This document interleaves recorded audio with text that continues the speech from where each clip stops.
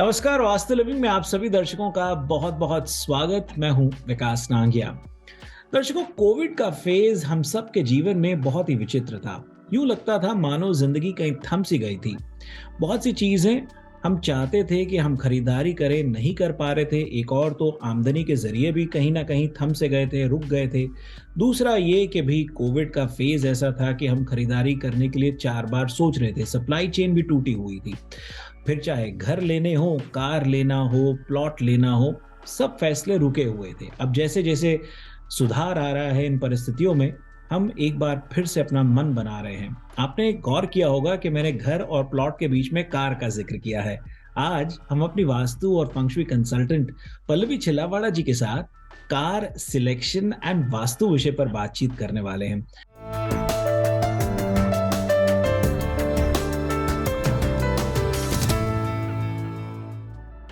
भाई, जैसे जैसे सप्लाई चेन वापस अपने ट्रैक पर आ गई है, बहुत से रंग, बहुत सी वैरायटी, बहुत सी चीजें एक बार फिर से कार शोरूम्स में दिखने लगी हैं। यहां तक कि ट्रेडिशनल के साथ साथ हाइब्रिड और इलेक्ट्रिक कार्स, न जाने क्या क्या दिखने लगा है एक बार फिर से कार शोरूम में। आइए सबसे पहले एक बार हम अपनी वास्तु और फंक्शुई कंसल्टेंट पल्लवी चिल्लावाड़ जी का स्वागत करते हैं। पल्लवी जी, वास्तु लिविंग में आपका बहुत बहुत स्वागत। कैसे हैं आप? शुक्रिया, बहुत अच्छा। आज का विषय तो कुछ ज़्यादा इंटरेस्टिंग है। ये जो स्प्रिंग और स्प्रिंग के बाद समर आता है, ये फेज कुछ ऐसा है कि एक तो मौसम की वजह से भी दिल खुश रहता है। बहुत सारी चीजें ऐसी कि टैक्स सीजन के बाद भी लोगों को कुछ रिबेट्स और रिफंड्स मिले होते हैं। खरीदारी का कहीं ना कहीं मन बना हुआ होता है, यूं कह सकते हैं हम। क्या कहेंगे, हमारा आज का जो विषय है कार सिलेक्शन एंड वास्तु, किन किन चीजों पर हमें गौर करना चाहिए? कार सिलेक्शन तो बहुत ही महत्वपूर्ण विषय है। घर अगर आप एक बार सिलेक्ट करते हो तो बाद में 2, 4, 5 साल तक का समय निकल जाता है। लेकिन गाड़ी कुछ लोग तो एवरी ईयर बदलते हैं। कुछ लोग जो होते हैं उनको बड़ा शौक होता है, उनको ऐसी इच्छा होती है कि मैं अलग-अलग ब्रांड की मतलब अलग-अलग तरह की गाड़ी रखूं। कुछ लोगों को स्पोर्ट्स कार अच्छी लगती है, हर एक का अपना-अपना टेस्ट होता है। तो ये एक ऐसा क्वेश्चन है जो आपके हर साल भी आ सकता है और बार-बार भी आ सकता है। यहाँ तक कि कुछ लोग कार के बिजनेस के साथ, जिसको आप कार डीलर बोल सकते हो या कार को बेचने के लेने के जो बिजनेस में लगे हुए हैं, उन लोगों को भी ये बात होती है कि अगर हमें थोड़ी बहुत जानकारी हो या हमें कोई पूछता है कि भैया गाड़ियाँ कैसे सिलेक्ट की जाती है, तो हम उनको भी बता सकते हैं। ये जो आज का प्रोग्राम आपका होने वाला था, उसको प्रोमो जो था वो मेरे मिशिगन में एक क्लाइंट ने देखा। जिनको कार का नॉलेज है उसको पता है कि मिशिगन बहुत बड़ा हब है। इंश्योरेंस कार, ये वो अलग-अलग तरह की गाड़ियाँ वहाँ से उसको दोबारा टेक्सास, मिशिगन, ये सब चीज़ के इसके हब है। जी। तो वो लोगों को भी ऐसा ये इंटरेस्ट पड़ गया कि अगर आप कार सिलेक्शन के बारे में बात करते हो तो मैक्सिमम छोटी-छोटी टिप्स देना, ताकि हम हमारे पास जो देखने आते हैं उसको भी दे सकें। तो एक बहुत ही इंटरेस्टिंग विषय है। वास्तु के हिसाब से कार सिलेक्शन में सबसे महत्वपूर्ण बात होती है कि कार का कलर कैसा होना चाहिए। जो व्यक्ति दर व्यक्ति अलग-अलग बातें होती है, लेकिन फिर भी मैंने पूरा प्रयास करना है कि इस प्रोग्राम में आपको कुछ कॉमन टिप्स दे सकूं जो हर एक के लिए फायदेमंद हो। नंबर ऑफ कार घर में कैसी होनी चाहिए, कार के नंबर के साथ साथ उसमें कुछ तरह के लेटर्स होते हैं तो वो भी कैसे कैलकुलेट किया जाता है। और आप अगर उस कार को लेते हो तो बहुत सारे मिथ्स है। कुछ लोग सोचते हैं कि सैटरडे को कार नहीं लेनी चाहिए, कुछ लोग कहते हैं कि ट्यूसडे को कार नहीं लेनी चाहिए क्योंकि लोहा जो होता है वो ट्यूसडे सैटरडे नहीं लिया जाता। तो ऐसी जो तमाम बातें हैं कि कार को कौन सा अच्छा दिन होता है, ऑस्पिशियस दिन होता है जब आप अपने घर में लेकर आ सकते हो। तो ऐसी इंटरेस्टिंग बहुत सारी बातें हैं जो हम आज डिस्कस करने वाले हैं। अब देखिए, ये फेज ऐसा भी है जहाँ पे बहुत से पेरेंट्स अपने बच्चों को फर्स्ट टाइम कार लेके दे रहे हैं। कुछ सेकंड हैंड, कोई फर्स्ट हैंड, अपनी अपनी क्षमता अनुसार जो लेके दे सकते हैं उनको लेकर के दे रहे हैं। और कुछ पेरेंट्स भी ऐसे जो अपने लिए कार बदल रहे हैं। क्या कहेंगे, उनके लिए क्या सुझाव रहेगा? सबसे पहले जब कार के बारे में बात होती है तो मैंने कहा कि लोग सोचते हैं कि कौन से दिन घर में लेकर आना चाहिए, शनिवार को या ट्यूसडे को गाड़ी नहीं लेनी चाहिए। उसकी वजह क्या है? क्योंकि जब कभी कार के बारे में बात होती है तो हिंदू मैथोलॉजी के हिसाब से हमारे जहन में सबसे पहला नाम आता है शनिदेव का। और शनिवार जो होता है उस दिन लोहा घर में लेकर नहीं आते, आयन घर में लेकर नहीं आते। ये जो प्रोग्राम है यहाँ पे बात सिर्फ मैं कार के लिए यानी कि फोर व्हीलर के लिए नहीं कहूंगी। टू व्हीलर हो सकता है, फोर व्हीलर हो सकता है, आपके खुद के बिजनेस के लिए अगर आपने कोई हैवी व्हीकल लिया है तो वो हो सकता है। Fresno, Chicago, Pennsylvania transport business के साथ मेरे काफ़ी क्लाइंट्स जुड़े हुए हैं। तो काफ़ी बार ऐसा भी आता है कि भाई मेरी ट्रक जो है वो रेड कलर की और उसमें रोज खर्चे आते हैं, मेरी ट्रक ये कलर की और मेरे को बहुत प्रॉब्लम्स आते हैं। तो आज का जो हमारा प्रोग्राम है वो कोई भी तरह का अगर आप व्हीकल लेना चाहते हो तो वास्तु के नजरिए से कुछ कॉमन टिप्स क्या है। इंडिविजुअल तो बहुत ही ज्यादा फर्क पड़ता है, लेकिन कॉमन टिप्स क्या है वही सब बातें मैं कहने वाली हूँ। तो जैसे हम आयरन के बारे में लोहे के बारे में बात करते हैं तो शनिदेव का ध्यान सबसे पहले आता है। उसका रीजन क्या है, शनिदेव का ये सब सिलेक्शन के साथ महत्व इतना ज्यादा क्यों है, तो उसके लिए हम थोड़ी बहुत हिंदू मैथोलॉजी के हिसाब से, हमारे वेद ग्रंथों से, पुराणों के हिसाब से कुछ शनिदेव के बारे में जानेंगे और फिर कार सिलेक्शन के बारे में जानेंगे। तो आपको ये तमाम चीजें एक दूसरे के साथ जुड़ी हुई आज के जमाने में दिखाई देगी। सबसे पहले ये तमाम बातों को जानने के लिए कुछ शनिदेव के बारे में जानते हैं। शनिदेव जो थे उनके पिताजी का नाम था सूर्यदेव और उनकी माता का नाम था संध्या देवी। और शनि जो थे उनकी अपनी माता के साथ भी नहीं बनती थी, उनके पिता के भी साथ भी नहीं बनती थी। शनि देव जो थे उनको शिव जी की ओर से वरदान प्राप्त था कि उनको न्याय के तौर पे यानी कि जज के तौर पे अपॉइंट किया गया था। हमारे जो बुरे कर्म होते हैं पृथ्वी के ऊपर, इंसान के अलग अलग तरह के जो भी उनके जाने अनजाने में जो कोई भी गलत कर्म हो जाता है या गलत गुनाह हो जाता है, तो हमें न्याय देने वाले, दंड देने वाले, पनिश करने वाले जो जज है वो शनिदेव को नियुक्त किया गया है हिंदू मैथोलॉजी के हिसाब से। भगवान कृष्ण ने शनिदेव को एज अ प्लेनेट, यानी कि जब इंसान पृथ्वी के ऊपर जो भी अलग अलग लोग हैं वो जब भी बच्चा पैदा होता है तब उसके एक हॉरोस्कोप बनते हैं। हॉरोस्कोप के अंदर अलग अलग तरह के ग्रह यानी कि प्लेनेट के बारे में हम सबको ही जानते हैं कि प्लेनेट की पोजीशन के बारे में बताया जाता है जिससे उसके हॉरोस्कोप बनते हैं। तो उसमें जो भी अलग अलग तरह के ग्रह है, तो शनि देव को कृष्ण भगवान ने ग्रह के तौर पे उपयुक्त किया है, उनको नियुक्त किया गया है। और उसकी वजह यह है कि इस पृथ्वी के ऊपर जो भी व्यक्ति जहाँ पे भी वो पैदा होता है, जिस कंट्री से वो बिलोंग करता है, और जब कभी उसके बारे में चाहे अमेरिकन एस्ट्रोलॉजी हो चाहे इंडियन एस्ट्रोलॉजी है, लेकिन जो भी ज़ोडिएक साइन के बारे में जब आप बात करते हो, राशि फल के बारे में बात करते हो, तो जिन अलग अलग तरह के प्लेनेट की पोजीशन के बारे में कैलकुलेट किया जाता है उसमें से शनिदेव यानी कि सैटर्न का एक बहुत बड़ा इंपॉर्टेंस होता है। और वो कृष्ण भगवान ने शनिदेव को हमारी जीवन पर्यंत हमारे साथ ग्रहों के तौर पे जोड़ के हमारी जिंदगी के साथ जोड़ा हुआ है। कई बार आपने सुना होगा कि जब आदमी का एक्सीडेंट होता है, जब उसकी सर्जरी में जाना होता है या उसको कभी भी खून निकलता है, तब लोग बोलते हैं कि भैया देखो कि तुम्हारा शनि इस वक्त कहाँ पे चल रहा है। हर व्यक्ति की जन्म कुंडली के अंदर शनिदेव जो है वो परिभ्रमण करते रहते, घूमते रहते, एक जगह पे नहीं बैठते, वो घूमते रहते हैं। इसीलिए बार बार शनिदेव हमारी जन्म कुंडली के अंदर 2.5 साल की चाल उसकी होती है, 7.5 हर व्यक्ति के जीवन काल के दरमियान एक बार आती है। अब यहाँ पे काल सिलेक्शन और शनिदेव का बिल्कुल सीधा संबंध है। शनिदेव जो थे वो अपने स्वभाव के हिसाब से स्टबन और क्रोधित थे, और जहाँ पे वो सही है वो हमेशा न्याय के बारे में, खुद ही न्यायी है तभी उनको जज के तौर पे उपाधि दी गई है, लेकिन वो अपने हिसाब से चलने वाले हैं, वो किसी के सामने झुकने वाले नहीं है। रामायण के टाइम पे हम सब लोग राम, सीता और रावण के बारे में जानते हैं। रावण जो था वो ज्ञानी था, पराक्रमी था, विद्वान था, लेकिन उसके साथ एक बहुत इंपॉर्टेंट बात थी कि वो बहुत बड़ा एस्ट्रोलॉजर था।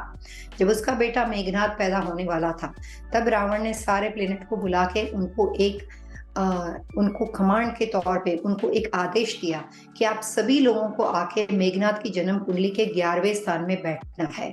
जो भी अलग अलग ग्रह थे, गुरु थे, नेपच्यून था, जितने भी ग्रह थे, वो सभी लोग रावण से डरते थे क्योंकि रावण शिव का उपासक था। उनको शिव जी की ओर से बहुत अलग अलग तरह के वरदान प्राप्त थे, वो शूरवीर थे, महाज्ञानी थे, और एस्ट्रोलॉजी में उनके मुकाबले में कोई दूसरा व्यक्ति नहीं था, इतना बड़ा एस्ट्रोलॉजर था रावण। तो जब वो अपने बेटे के लिए उसने डिसाइड किया कि इसके हॉरोस्कोप, उसके जन्माक्षर, इसकी जिंदगी मैं कहूँ वैसे जानी चाहिए। आदमी कितना भी इंटेलिजेंट क्यों हो, लेकिन ईश्वर ने कुछ ऐसे सिस्टम बनाए कि हर चीज व्यक्ति के अनुसार नहीं जाती है। तो उन्होंने सारे प्लेनेट को बुला के जब ये आदेश दिया तो सब प्लेनेट रावण की बात मान के मेघनाद की 11वीं कुंडली में जाकर बैठ गए। यही आदेश शनिदेव को दिया गया। शनिदेव अपने स्वभाव के अनुसार जो अपनी माता पिता की नहीं सुनते, वो रावण की कहाँ सुनने वाले थे, तो वो जाके मेघनाद की कुंडली में 12वें स्थान पे बैठ गए। जिसको कुंडली का नॉलेज है उसको ये बात पता है कि 12वां स्थान जो होता है वो जीवन और मृत्यु का स्थान होता है। और उस दिशा में अगर शनि का जब भाव होता है तो आदमी की बहुत ही कम आयु के अंदर उसकी डेथ हो जाती है, जो कि मेघनाथ के साथ हुआ। जब रावण को ये बात पता चली कि शनिदेव ने उसकी बात ना मानते हुए मेघनाथ की कुंडली के 12वें स्थान पे जाकर बैठ गए, तो रावण ने जाके शनिदेव को गिरफ्तार कर लिया और उसको अपने प्रिजन में डाल दिया और ऐसी जगह पे डाला कि शनि की वक्री दृष्टि घूमती हुई मेघनाथ के कुंडली में उसके 12वें भाव पे उसके इफेक्ट ना करे और उसके ऊपर उसका कोई नजर ना हो, उसके ऊपर कोई इफेक्ट ना हो। जब हनुमान जी सीता जी को रावण की अशोक वाटिका में मिले और रामचंद्र जी का मैसेज उन्होंने वहां पे पहुंचाया, उस वक्त हनुमान जी ने रावण का गुरु यानी कि उसका अभिमान तोड़ने के लिए सीता माता का मैसेज पहुंचाने से पहले लंका दहन किया। ये सब बात हम जानते हैं लंका दहन के बारे में।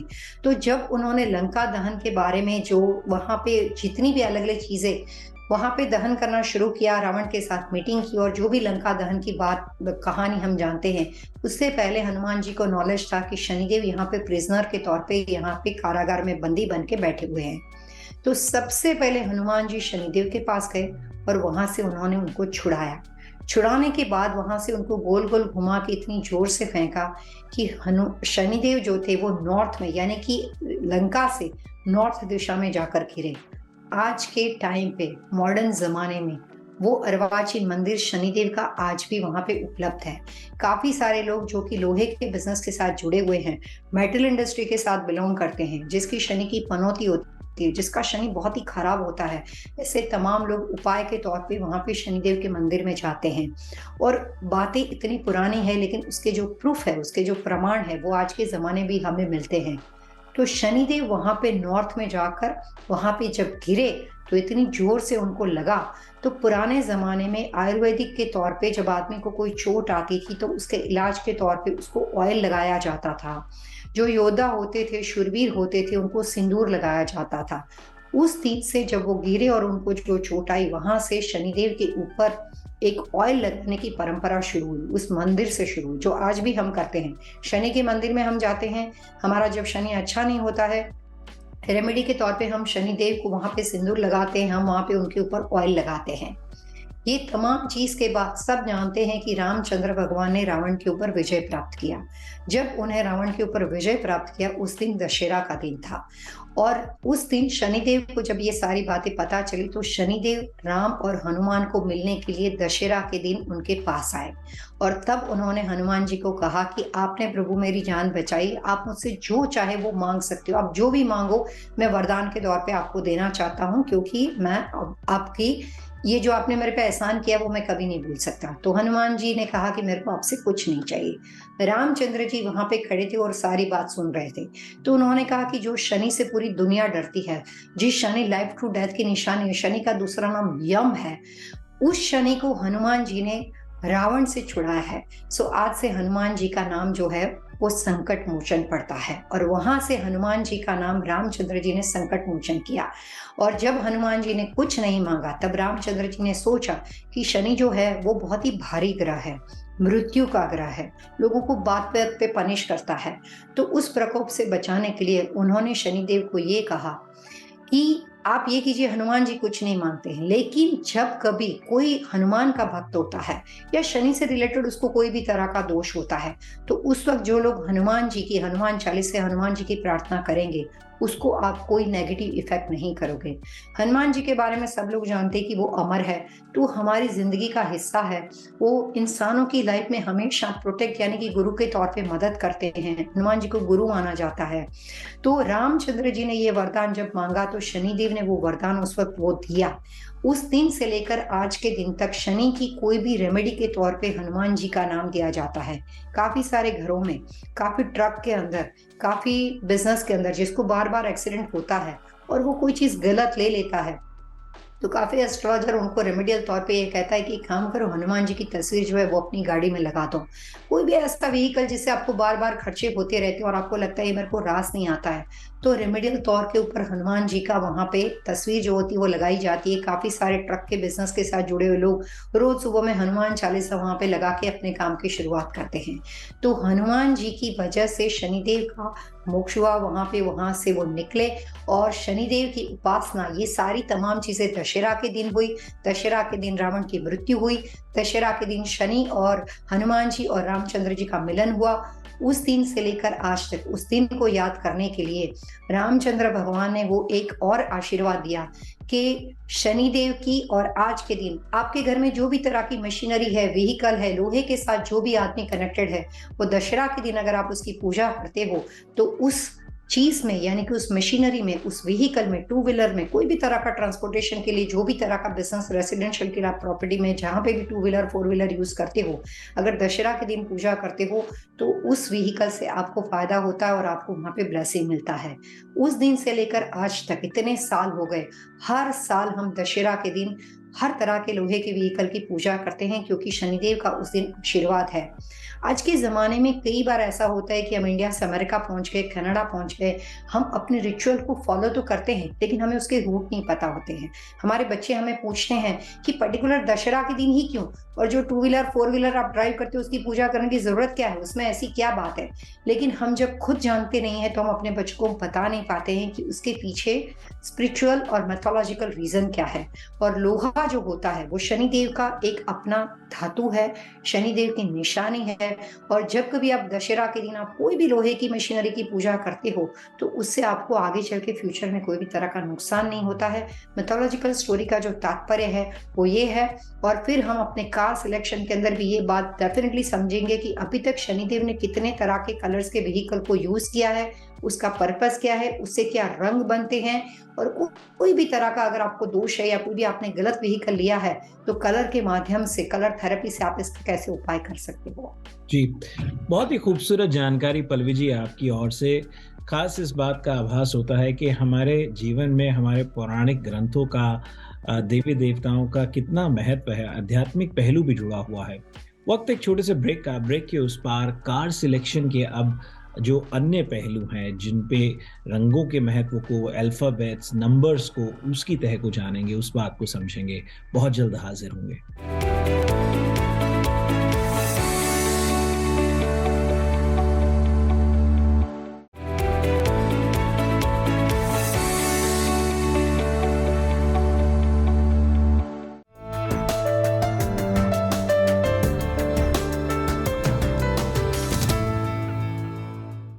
पल्लवी जी, ब्रेक के बाद आपका एक बार फिर से स्वागत।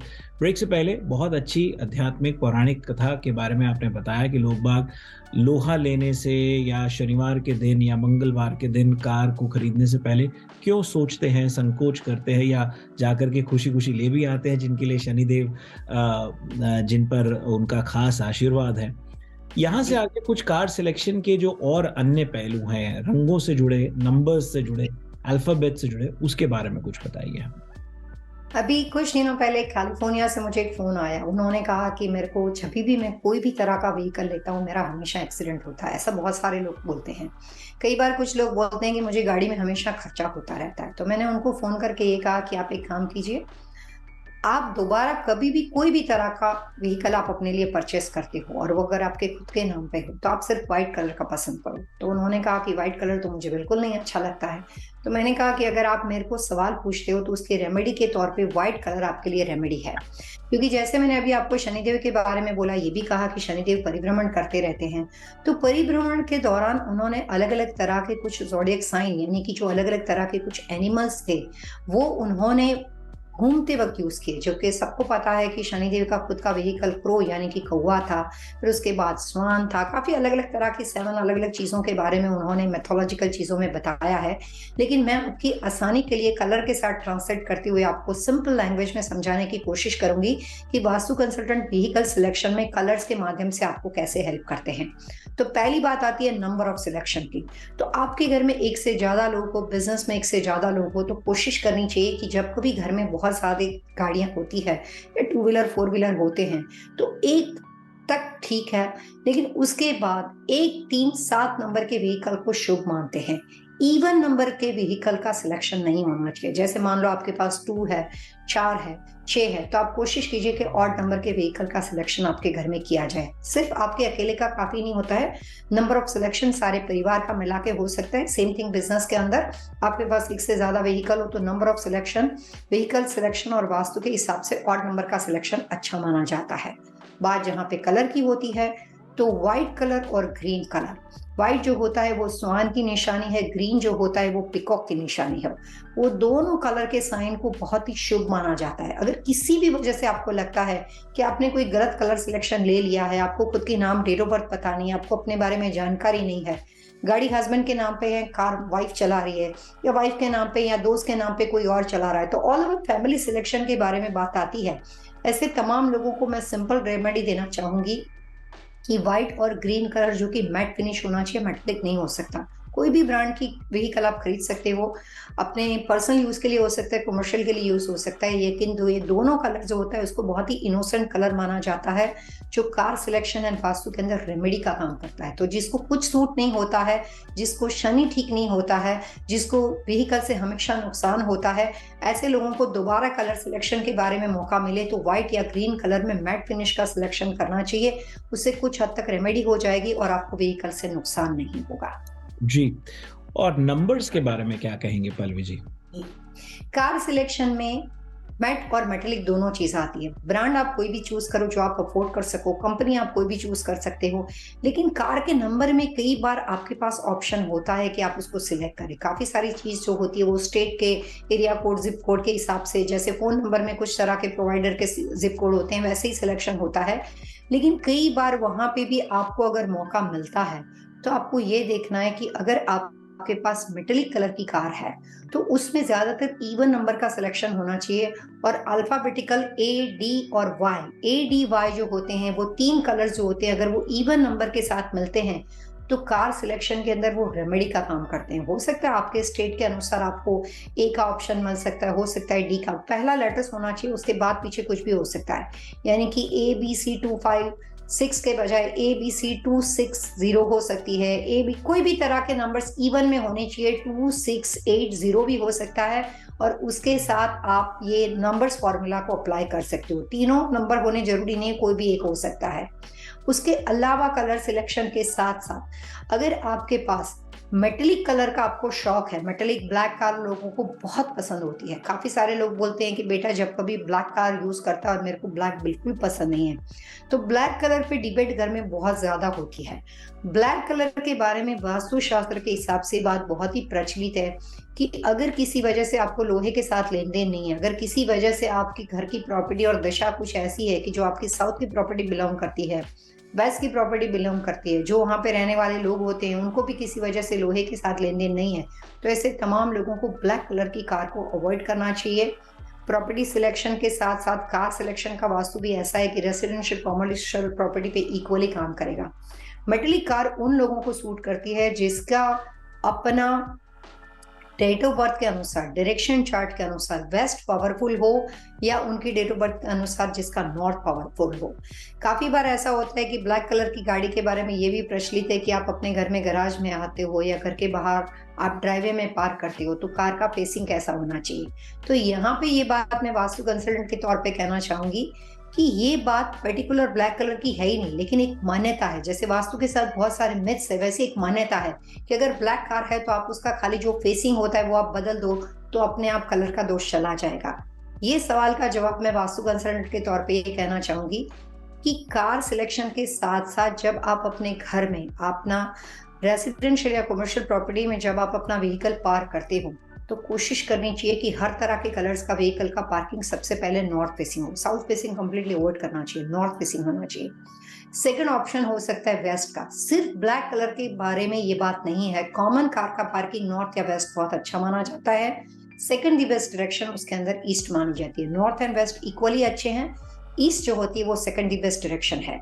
सबसे बेस्ट कलर व्हाइट और ग्रीन कलर के बाद अगर मेटेलिक कार के सिलेक्शन के साथ जुड़े हुए लोगों को, जिसको मेटेलिक गाड़ियां अच्छी लगती है, ऐसे लोगों के बारे में हम बात करें तो silver colour, champagne colour, metallic blue and metallic grey, ये 4 कलर को दोबारा रेमेडी के तौर पे बहुत ही अच्छा माना जाता है। तो जिसको किसी भी वजह से मेटेलिक कलर के टोन का कलर अच्छा लगता हो, 100 में से 90% लोगों को सूट होता है, उसको कॉमन बात बोल सकते हो। व्यक्ति दर व्यक्ति तो इंडिविजुअल बात होती है, लेकिन सिल्वर कलर चीज जो है, सिल्वर कलर की गाड़ियां हैं, सिल्वर कलर के टू व्हीलर हो सकती है और कोई भी तरह की चीजें हो सकती है। तो मेटेलिक कलर टोन के साथ जाने वाले लोगों को सिल्वर कलर बहुत हद तक नुकसान कम करता है और वो कॉमन वास्तु के हिसाब से 90% लोगों के लिए सूटेबल है। पल्लवी जी, लाल रंग को लेकर के लोग बहुत घबराए हुए रहते हैं, सचेत रहते हैं, और कुछ लोगों को लाल रंग ही बहुत पसंद आता है, क्या कहेंगे?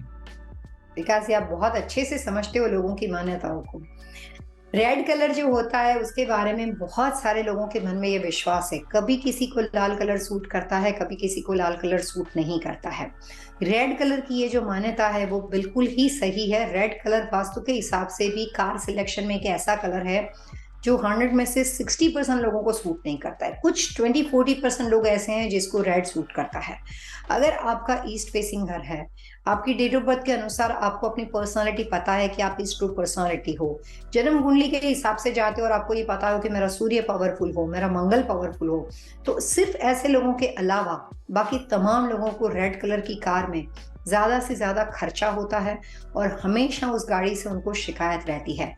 तो रेड कलर जो है वो कार सिलेक्शन के अंदर ज्यादा प्रचलित कलर नहीं है। इवन जो लोग ट्रांसपोर्टेशन बिजनेस के साथ जुड़े हैं, उसमें मैंने अपनी प्रैक्टिस के दौरान काफी सारे लोगों को ट्रकिंग इंडस्ट्री में ये कहते हुए सुना है कि जिस दिन से मैंने रेड ट्रक ली है मेरे खर्चे बढ़ते ही जाते हैं। तो रेड कलर के बारे में एज अ वास्तु कंसल्टेंट में एक कॉमन टिप्स देना चाहूंगी कि सोच समझ के सिलेक्शन करना चाहिए। Indigo blue, jet blue and red colour, ये तीनों कार सिलेक्शन के लिए, जो रेसिडेंशियल कमर्शियल प्रॉपर्टी के लिए, जो भी तरह के आप ट्रांसपोर्टेशन के लिए व्हीकल सिलेक्ट करना चाहते हो, खुद के लिए कार सिलेक्ट करना चाहते हो, तो ये 3 कलर के बारे में खुद की जानकारी प्राप्त करके इस तरह के कलर सिलेक्ट करने चाहिए। अदरवाइज जो इनोसेंट कलर है जैसे सिल्वर है, व्हाइट है, ग्रीन है, ऐसे चूज करनी चाहिए ताकि आपको कभी नुकसान ना हो और उससे आपको फायदा हो। जी, बहुत दिलचस्प और खूबसूरत जानकारी पल्लवी जी आपकी ओर से, ज्ञानवर्धक जानकारी आपकी ओर से। दर्शकों, हमारे वास्तु लिविंग के आज के एपिसोड में इतना ही। अगले अंक तक के लिए आइए पल्लवी जी दर्शकों से मिलकर के आगे लेते हैं। Wish you all happy vastu living.